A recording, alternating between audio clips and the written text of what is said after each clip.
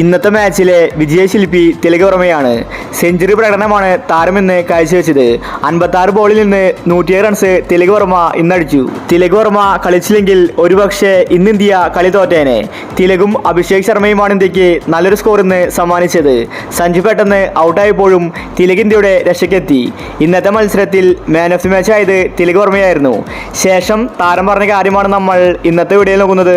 ഇത്തരം ക്രിക്കറ്റ് ന്യൂസിന് വേണ്ടി ചാനൽ മറക്കാതെ സബ്സ്ക്രൈബ് ചെയ്യൂ. മാൻ ഓഫ് ദി മാച്ച് വാങ്ങി തിലക് വർമ്മ പറഞ്ഞത് ഇങ്ങനെയായിരുന്നു: എനിക്ക് ഒരുപാട് സന്തോഷമുണ്ട്. ഇതെൻ്റെ ആദ്യത്തെ സെഞ്ചുറിയാണ്. T20യിൽ സെഞ്ചുറി അടിക്കുമെന്ന് പറയുമ്പോൾ അത് എല്ലാ താരങ്ങളുടെയും സ്വപ്നമാണ്. ഞാനതിന്ന് സാക്ഷാത്കരിച്ചു. അതിലെനിക്ക് സന്തോഷമുണ്ട്. എനിക്ക് നല്ലൊരു സപ്പോർട്ട് തന്നത് സഞ്ജുവാണ്.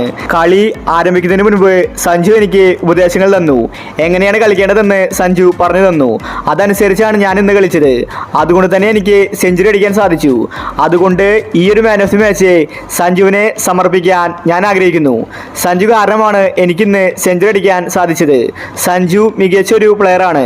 അവനിന്ന് ഡെക്കായാലും അവൻ്റെ ബാറ്റിംഗ് രീതി മികച്ചതായിരുന്നു. ഞാനത് കണ്ടുപഠിച്ചിട്ടാണ് ഇന്ന് കളിക്കാൻ ഇറങ്ങിയത്. അതുകൊണ്ട് എൻ്റെ മാൻ ഓഫ് ദി മാച്ച് സഞ്ജുവിന് കൊടുക്കുന്നു. അടുത്ത മത്സരത്തിലും ഇതേ കളി ഞാൻ ആവർത്തിക്കുമെന്ന് തിലക് വർമ്മ വ്യക്തമാക്കി. ഇന്ത്യൻ ആരാധകർ ആവേശത്തിലാണ്. കാരണം ഇന്ത്യ 2-1 പരമ്പരയിൽ മുന്നിലായിരിക്കുകയാണ്. പക്ഷേ മലയാളി ആരാധകർ ആവേശത്തിലല്ല. കാരണം സഞ്ജു അടുപ്പിച്ച് 2 കളിയാണ് ഡക്കായിരിക്കുന്നത്.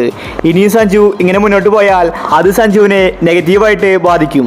അതുകൊണ്ട് അവസാനത്തെ T20യിൽ സഞ്ജു വീണ്ടും ഫോം ആകേണ്ടതുണ്ട്. തിലക് വർമ്മ മികച്ച പ്ലെയറാണ്. അദ്ദേഹത്തിൻ്റെ സെഞ്ചുറി എല്ലാവരെയും ഇന്ന് ഞെട്ടിപ്പിച്ചു. പക്ഷേ മാൻ ഓഫ് ദി മാച്ച് വാങ്ങി തിലക് വർമ്മ ആ ഒരു അവാർഡ് സഞ്ജുവിന് കൊടുക്കാനാണ് ആവശ്യപ്പെട്ടത്. തിലകിൻ്റെ നല്ല മനസ്സിനെ കൈയടിച്ചിരിക്കുകയാണ് ക്രിക്കറ്റ് ലോകം. ജാൻസൺ ഇന്ന് ഇന്ത്യൻ ടീമിനെ വിറപ്പിച്ചെങ്കിലും അവസാനം ഇന്ത്യ വിജയം നേടിയെടുത്തു. അപ്പോൾ ഇത്തരം ക്രിക്കറ്റ് ന്യൂസിന് വേണ്ടി ചാനൽ മറക്കാതെ സബ്സ്ക്രൈബ് ചെയ്യൂ.